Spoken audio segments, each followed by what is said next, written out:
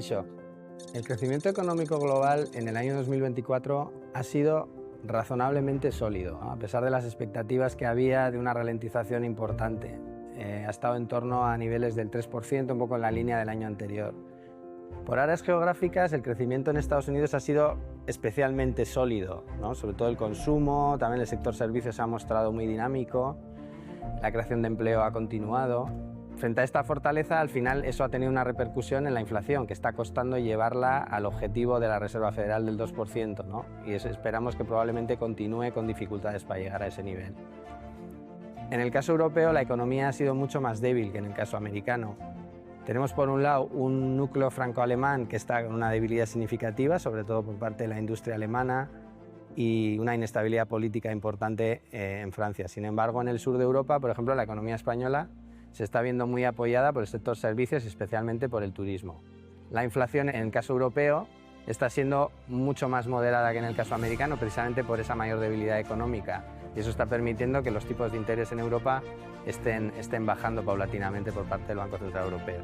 La economía china, sin embargo, a pesar de que ha alcanzado el nivel objetivo del gobierno del 5%, realmente, de manera subyacente, analizando los distintos datos, vemos que hay una debilidad importante, ¿no? En la confianza de los consumidores, de las empresas, la crisis inmobiliaria que siguen sufriendo, los niveles cercanas a la deflación que está padeciendo la economía china, nos hace estar un poco alerta respecto a China. Es una economía que ha ido perdiendo mucho dinamismo en los últimos años, está produciendo un mayor intervencionismo por parte del gobierno en el sector privado y además, por otro lado, la contundencia que se le pide al gobierno chino para implantar políticas de estímulo fiscal no acaba de llegar con la contundencia que el mercado espera.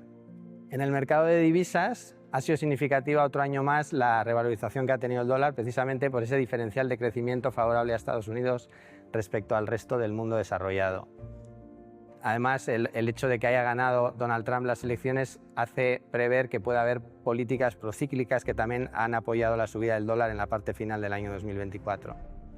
Precisamente en la geopolítica lo más interesante, lo más relevante que ha ocurrido en la parte final del año ha sido la victoria de Donald Trump en las elecciones y de ahí pues, se esperan aspectos positivos como pueda ser la desregulación de algunos sectores, rebajas de impuestos, algún recorte de gastos superfluos, pero por otro lado también se espera una incertidumbre significativa en cuanto a la política exterior de Estados Unidos y también una imposición significativa de aranceles a sus socios comerciales.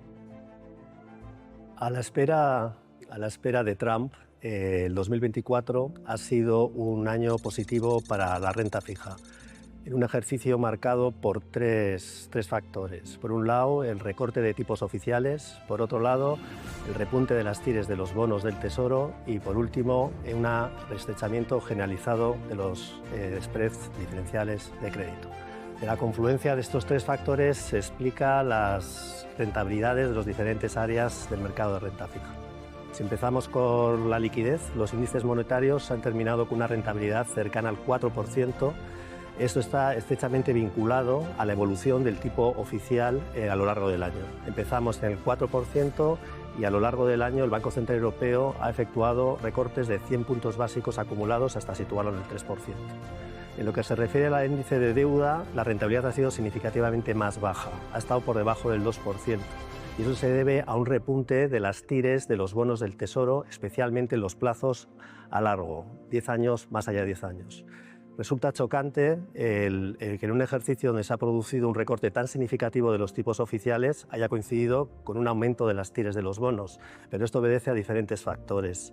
El principal es uno que ya ha mencionado Adrián previamente, que es la irrupción de Trump, ¿no? El triunfo incontestable de Trump y el Partido Republicano en las elecciones de noviembre ha traído consigo este ajuste tan importante en las TIRES. Trump 2.0 significa aranceles, significa menos impuestos, significa más gasto de defensa en Europa, en definitiva, más inflación, más déficit que tiene que ser financiado con más bonos.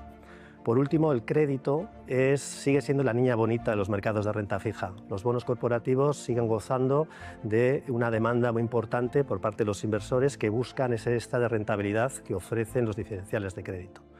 Los índices de crédito de alta calidad crediticia han concluido el año con una rentabilidad cercana al 5%, mientras que los índices de baja calidad crediticia, el conocido como el high yield, ha terminado por encima del 8%.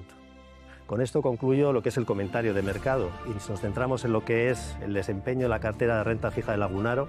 En el 2024 ha sido un año muy positivo, fundamentalmente porque el activo preponderante de la cartera es precisamente esos bonos corporativos de alta calidad crediticia. Durante el año, después de que en el 2022-2023 incrementamos sustancialmente la exposición a renta fija, el 2024 ha sido un año más de transición. Hemos incrementado ligeramente la exposición, un 1% hasta situarlo justo por debajo del 50%. Pero lo más reseñable es el aumento, el reciclaje que hemos hecho con el aumento de la calidad crediticia subyacente del portafolio. Hemos reducido posiciones en bonos de baja calidad crediticia y reforzado el segmento del mercado de mayor calidad crediticia y de la deuda gubernativa. Por último, tenemos la liquidez, que se ha mantenido estable en torno al 3-4% del patrimonio del fondo a lo largo del año. Y esta rentabilidad se ha visto también apoyada, beneficiada por la apreciación del dólar contra el euro.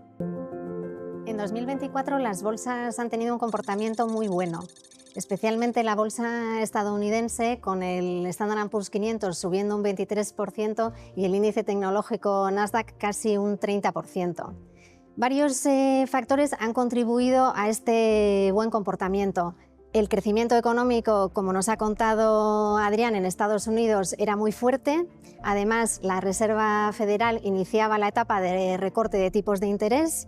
Los resultados en las grandes tecnológicas americanas eran muy sólidos. Y finalmente teníamos la victoria electoral de Trump, como ya se ha comentado también, con los mercados descontando en positivo las políticas procíclicas y dejando a un lado las posibles derivas adversas. Las bolsas europeas, en cambio, han tenido una rentabilidad inferior, cercana al 10%, y es que, aunque por una parte hemos tenido el apoyo del Banco Central Europeo recortando tipos ya desde verano, por otro lado, hemos tenido que enfrentarnos a unas economías más débiles, a la inestabilidad geopolítica en Francia y Alemania y a la amenaza arancelaria de Trump.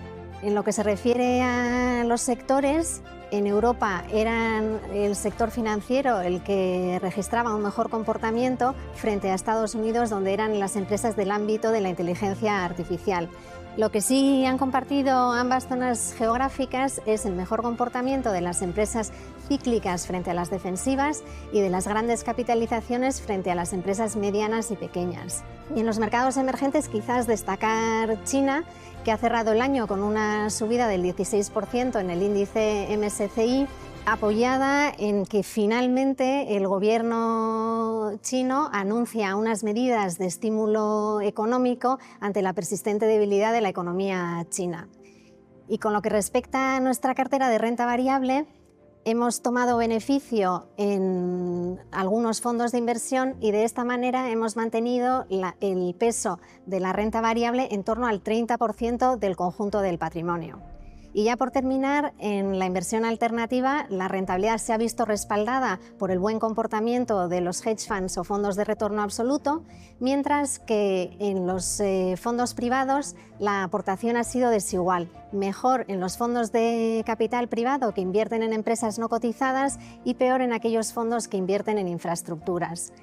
En esta área hemos continuado reduciendo la exposición a hedge funds desde el 9% hasta menos del 8% del conjunto del patrimonio, y en los fondos privados hemos firmado nuevos compromisos de inversión. De cara a 2025, la verdad es que las expectativas en general en los mercados financieros están de como que la economía americana va a seguir siendo la que esté más fuerte en el mundo desarrollado. Sin embargo, las expectativas están mucho más bajas respecto a Europa y respecto a China, ¿no? Como así están reflejando tanto sus activos financieros en sus mercados como sus divisas. En cuanto a la inflación y los tipos de interés, esperamos que en general en 2025 la inflación en Estados Unidos siga claramente por encima del nivel objetivo de la Reserva Federal del 2% y le cueste llegar a ese nivel al menos hasta 2026. En el caso del Banco Central Europeo es previsible que el nivel de inflación de objetivo del 2% se alcance a lo largo del 2025 y probablemente el Banco Central Europeo tenga más margen que la Reserva Federal Americana para bajar los tipos de interés. En cuanto a aspectos geopolíticos, pensamos que Trump, una vez ha ganado las elecciones, va a ser el centro de atención, va a ser el protagonista y la verdad es que ahí va a depender mucho de en qué medida pueda decepcionar las altas expectativas que comentábamos antes. Ahí será importante también la respuesta que puedan dar las demás áreas geográficas, los nuevos gobiernos, por ejemplo, en Alemania y el propio gobierno chino, que puedan reaccionar significativamente, como ya estamos empezando a ver en el caso alemán. En cuanto a los ejes principales de la estrategia de inversión de Lagunar EPSV para 2025, esperamos que tras 2 años de incremento de la exposición de la renta fija, hasta niveles de en torno al 50%, este año nos mantengamos en esos niveles durante el año, salvo que se produzcan incrementos importantes en la rentabilidad de los bonos y podamos aprovechar para incrementar algo más la exposición. En cuanto a la renta variable, esperamos estar en torno a ese nivel de en torno al 30% que comentaba antes Ana. Lo que pasa que en la medida en que veamos que hay subidas bursátiles que sigan a las de los años anteriores, probablemente podríamos reducir algo la exposición por una cierta prudencia. En cuanto a la inversión alternativa, después de 2 años bajando la exposición de hedge funds, pensamos que este año 2025 va a ser el año de la estabilidad en cuanto a la exposición en inversión alternativa en niveles cercanos al 17-18%. Teniendo en cuenta la llegada de Trump, como comentaba, el año 2025 parece que va a ser especialmente volátil y por eso ahí nosotros tenemos que actuar con cautela, pero también aprovechando momentos en los que el temor se apodere de los mercados para incrementar posiciones en activos de riesgo y reducir exposición en activos en los que veamos excesivo optimismo.